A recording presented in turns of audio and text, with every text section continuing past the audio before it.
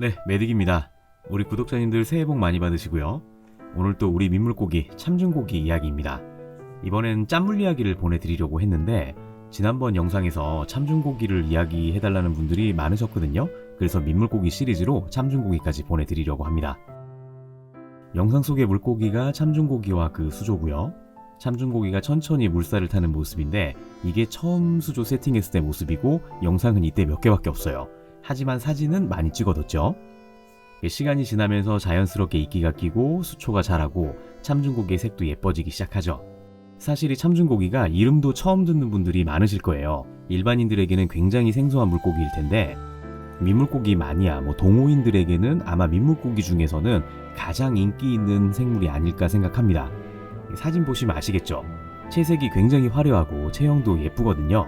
암컷도 굉장히 예쁘지만 특히 수컷의 혼인색은 일반 열대어와 견주어도 손색이 없을 정도죠.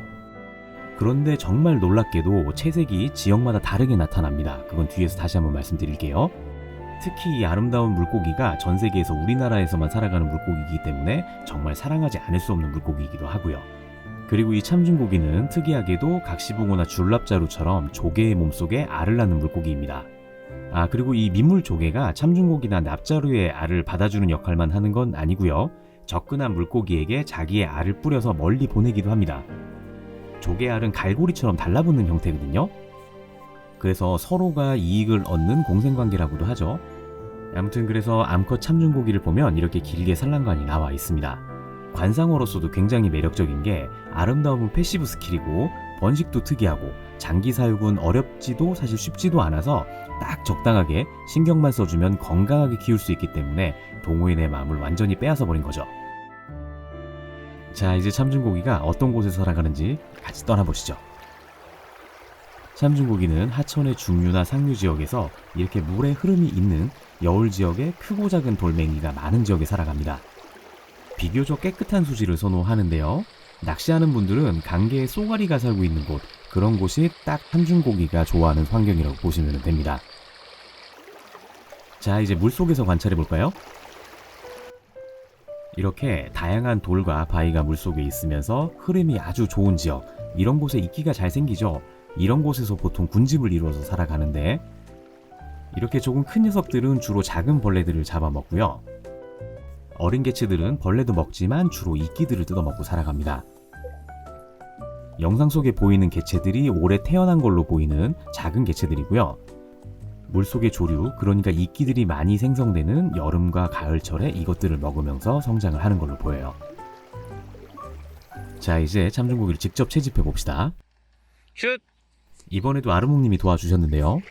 하천에서 참중고기를 조금 쉽게 채집하시는 방법은 여울이 끝나는 지역에 있는 저런 넓직한 돌멩이라고 부르기도 좀 뭐하고 바위라고 부르기도 애매한 사이즈의 좀 큰 호박돌을 드러내서 잡으시는 게 가장 효율적이라고 생각을 해요. 올려주세요. 한번 보실까요? 귀엽다. 잘 보시면 큰 돌을 중심으로 돌을 들쳐내기 전에 옆에 있는 작은 돌들도 살살살살 건드려 주는데 이게 그 속에 있는 걸 잡아내는 게 아니라 큰 돌에서 나온 물고기들이 이 작은 돌멩이로 못 들어가게 해주는 거죠. 별거 아닌 것 같은데 굉장히 유용한 방법이니까 여러분들 직접 채집해 보실 분들은 참고해 보세요.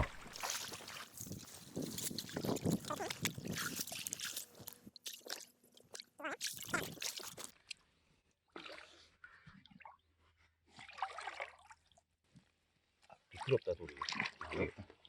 가자. 큰 돌 한번 뒤집어 보자.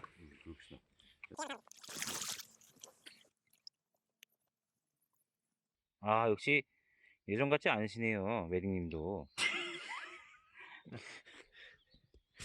이거는 완전 붙어있나 보다. 애기만한 돌도 못 들고 옛날에는 되네. 산돌 뒤집어 들더니.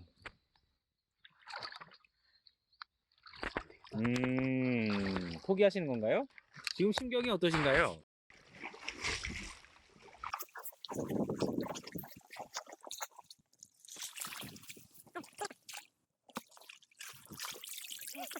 참중고기인데? 엄청 큰데요?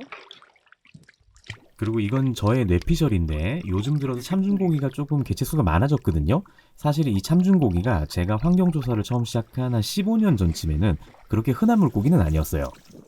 특히 작은 실개천에서는 그렇게 번성하던 물고기는 아니었는데 요즘 들어서 부쩍 개체수가 조금 늘어난 것 같습니다. 이게 수환경이 좋아져서 그런 건 아닌 것 같고요.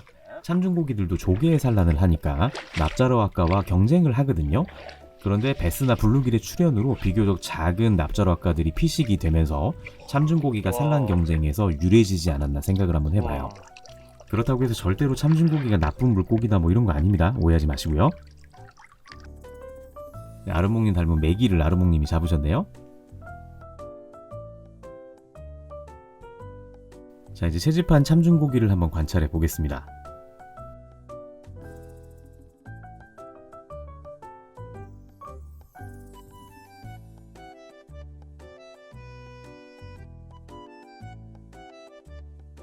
아, 정말 예쁘죠?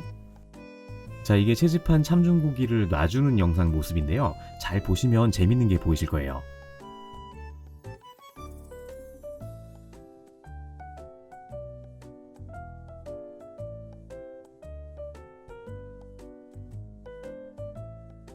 혹시 뭔가 이상한 점을 찾으셨나요?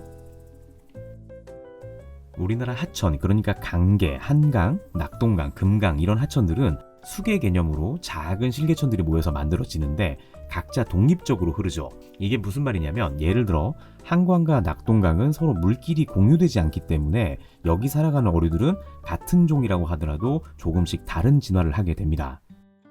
아무튼 그 진화의 증거로 이 참중고기가 수계마다 색 패턴이 다르거든요. 여기 수계별로 쭉 보시면 색이 묘하게 다르죠. 어느 지역의 참중고기가 가장 예쁜 것 같으세요?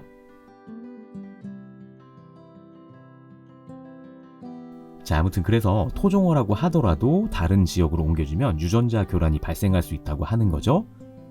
자기가 키우던 생물은 자기가 끝까지 책임지는 그런 의식을 좀 가졌으면 합니다.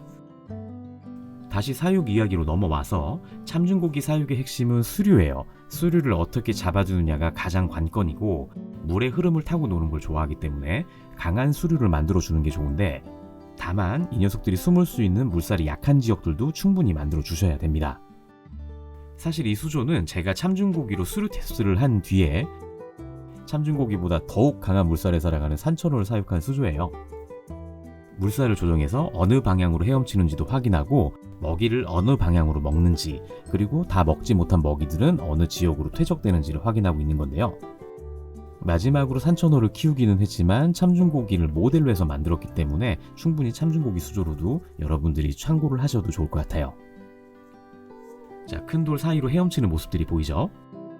작은 개체들도 같이 헤엄칠 수 있도록 수류 모터로 물살의 방향과 위치를 잡아주시면 원하는 방향대로 잘 관상하면서 키우실 수 있을 겁니다. 이 녀석들의 먹이는 하천에 이끼를 가져오거나 벌레를 잡아다가 주실 필요까지는 없고 물고기 사료를 주시면 잘 먹을 겁니다. 다만 물살이 없으면 스트레스를 받아서 먹이를 먹지 않으니까요. 물살을 잘 만들어 주시고 먹이를 인지하는 데까지, 사료가 먹이라고 생각하는 데까지 시간이 좀 필요하니까 시간을 좀 충분히 주십시오. 이 참중고기가 물의 흐름과 먹이가 충분하지 않거나 너무 과밀로 사육을 하면 서로 공격할 수도 있으니까요. 수질 관리와 환경에 조금 주의를 해주셔야 될 것 같습니다. 특히 이 환경이 조금 나쁘면 다른 물고기 눈을 공격한다고 해서 악명이 자자하기도 한데 환경만 잘 조성해 주시면 절대로 그런 일 없을 거예요. 이거는 제가 100% 장담할 수 있습니다. 아, 그리고 마지막으로 지난번 영상 댓글 중에 제가 정말 감동적으로 본 댓글이 있었는데요. 이세롱님 시인이신가요? 정말 정성스럽고 아름다운 댓글 감사드립니다. 제가 유튜브부터 동호회까지 본 댓글 중에서 가장 감동적이었어요. 추신까지 완벽했습니다. 예전에도 사실 예쁜 댓글 주셨었는데 정말 감사한 말씀 다시 한번 드리고요. 자, 오늘 영상 여기까지고요. 여기까지 보신 분들이 계시다면 댓글 한 번씩 부탁드리겠습니다. 다시 한번 새해 복 많이 받으시고요. 그럼 저는 더욱 재밌는 영상으로 찾아뵙겠습니다. 감사합니다.